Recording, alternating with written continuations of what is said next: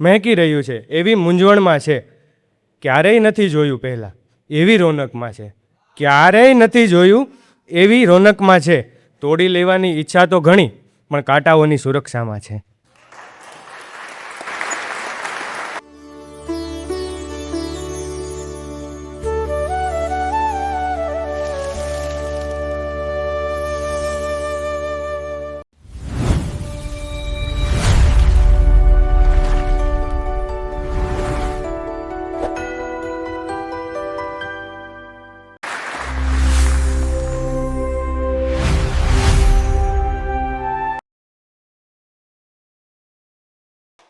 નમસ્કાર, મારું નામ પ્રિન્સ દેસાઈ, તખલ્લુસ નામ કાન.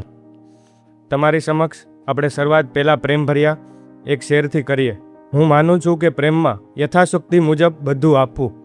હું માનું છું કે પ્રેમમાં યથાશક્તિ મુજબ બધું આપવું, પણ તમે જ કહો કે ગુલાબને ગુલાબ કઈ રીતે આપવું.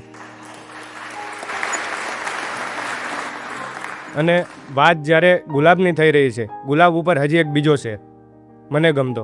આજે એક ગુલાબ બહુ અવઢવમાં છે. અવઢવ એટલે ચિંતા. આજે એક ગુલાબ બહુ અવઢવમાં છે, ખીલી રહ્યું છે કે મહેકી રહ્યું એવી મૂંઝવણમાં છે. ખીલી રહ્યું છે કે મહેકી રહ્યું છે એવી મૂંઝવણમાં છે.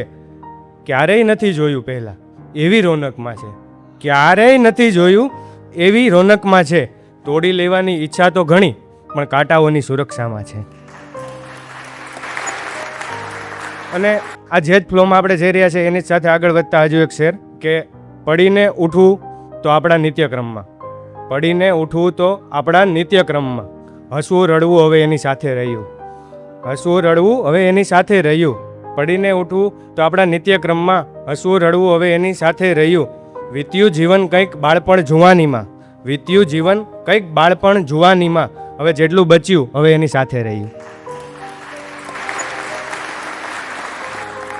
આ પ્રેમભરી બધી વાતો પરથી હવે એક આપણે દેશભક્તિ લગતી એક હું શાયરી રજૂ કરવા માગું છું. જે શાયરીની આમ તો કવિતા છે.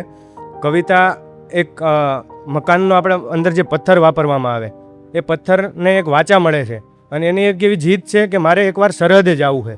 તો એના માટે પથ્થર માટે થઈને એક કવિતા. મકાનોમાં તો હું બહુ વપરાયો, મકાનોમાં તો હું બહુ વપરાયો, પણ એકવાર સરહદે જવું છે. વધુ તો કંઈ નહીં, એ બંકરનો એક હિસ્સો થવું છે. વધુ તો કંઈ નહીં, પણ એક બંકરનો ખાલી હિસ્સો થવું છે. બાહ્ય દેખાવે હું કઠણ બહુ, બાહ્ય દેખાણે હું કઠણ બહુ, પણ અંદરથી કોમળ થવું છે. પરિવાર પહેલાં દેશને માનતા એ સૈનિકનો સહારો થવું છે. પરિવાર પહેલાં દેશને માનતા એ સૈનિકનો સહારો થવું છે. અવનવા રંગોથી રંગાતો આવ્યો છું આજ સુધી, અવનવા રંગોથી રંગાતો આવ્યો છું આજ સુધી, પણ મારે લોહી જેવા રંગોથી રંગાવા જવું છે. ટાઢ તાપ કે વરસાદ, ટાઢ તાપ કે વરસાદથી લોકોને રક્ષણ આપ્યું છે આજ સુધી, પણ મારે લથડતા સૈનિકનો સહારો થવું છે. ઘણી વાતો છુપાવી રાખી છે મેં ચાર દિવાલમાં, ઘણી વાતો છુપાવી રાખી છે મેં ચાર દિવાલમાં. સૈનિકો એની વ્યથા કહી શકે એવો વિશ્વાસ થવું છે. દાંપત્ય જીવનના ઝઘડાઓથી હું કંટાળી ગયો છું, દાંપત્ય જીવનના ઝઘડાઓથી હું કંટાળી ગયું છું. મારે હવે એકવાર સિંહોના યુદ્ધ જોવા જવું છે, મારે એકવાર હવે સિંહોના યુદ્ધ જોવા જવું છે. અને હવે એક ઉનાળાને લગતી એક પ્રેરણાત્મક મારી રચના હમણાં જ થોડાક સમય પહેલાં લખેલી કે એક વખત એક કવિ ચાલતા ચાલતા જતા હતા, ત્યારે રસ્તામાં તેની પર પક્ષી એક ચરક છોડે છે. કવિએ એ ચરકનું અવલોકન કર્યું. ચરકની અંદર સફેદ અને પીળો ભાગ એમ બેય રહેલો હતો, પણ પીળો ભાગ વધારે હતો જે મળ દ્વારા બનાવવામાં આવે છે. એની અંદર સફેદ ભાગ ઓછો હતો, એટલે મૂત્રનો ભાગ ઓછો હતો. એના પરથી એ કવિએ એક રચના કરી. કવિની રચના કંઈક આ રીતે હતી, 4 લાઈન કે હે પક્ષીરાજ તમે ચણ્યા ગાંઠિયા, હે પક્ષીરાજ તમે ચણ્યા ગાંઠિયા, 6-7 ઘઉં દાણા, ઉનાળાની કડકડતી ગરમીમાં તમારી આ ક્રિયામાં અમે ભરાણા.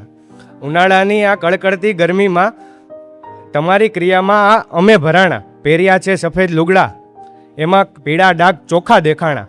પહેર્યા છે સફેદ કપડાં, એમાં પીળા ડાઘ ચોખ્ખા દેખાણા. તમે મારા સુધી પહોંચ્યા એ સુધીમાં તમને ક્યાંય પાણીના કુંડા ન દેખાણા. અસ્તુ. જય હિન્દ, જય ભારત.